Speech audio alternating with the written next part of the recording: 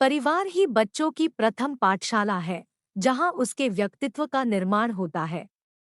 परिवार के द्वारा दी गई शिक्षाएं जीवन आत्मसात होती रहती है। महापुरुषों की जीवनी इस बात की साक्षी है कि उनके व्यक्तित्व के निर्माण में परिवार की प्रमुख भूमिका रही है। आदिम समय में जब आज की तरह शिक्षण संस्थाएं नहीं थी, तो परिवार ही शिक्षा की मुख्य संस्था थी।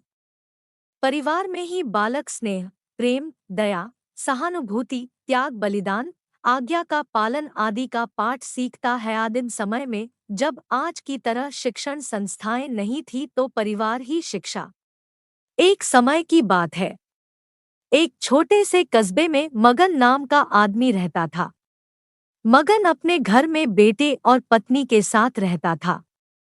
मगन गरीब था, इसलिए वह दिन रात अपने परिवार की जरूरतें पूरी करने में लगा रहता था। वह हर हाल में बेटे और पत्नी की खुशी चाहता था। मगन एक छोटी सी कंपनी में काम करता था, जहां उसकी आमदनी घर खर्चे जितनी हो जाती थी। लेकिन फिर भी मगन कंपनी वाला काम खत्म करके दूसरी जगह जाया करता था, ताकि कुछ और पैसे कमा सके। वैसे भी हमारा खर्चा आराम से निकल जाता है, तो आप इतनी मेहनत क्यों करते हो? हमारे पास जितना है उसी में हमें खुश रहना चाहिए। चलिए आज हम तीनों कहीं घूमने चलते हैं। तब मगन कहता है कि बस कुछ समय मुझे और मेहनत करने दो, फिर आराम ही आराम है। इस तरह मगन मेहनत करने में लगा रहता है।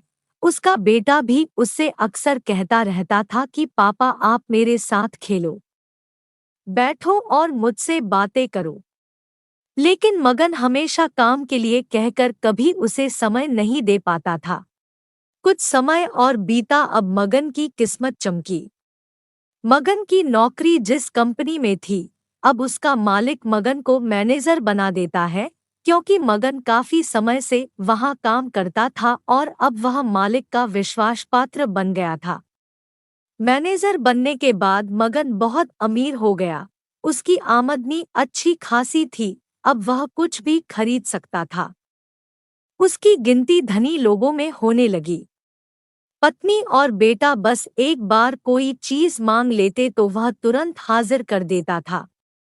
एक दिन बेटा और पत्नी दोनों मगन से बहुत ज्यादा जिद करते हैं कि वे तीनों समुद्र के किनारे घूमने चले।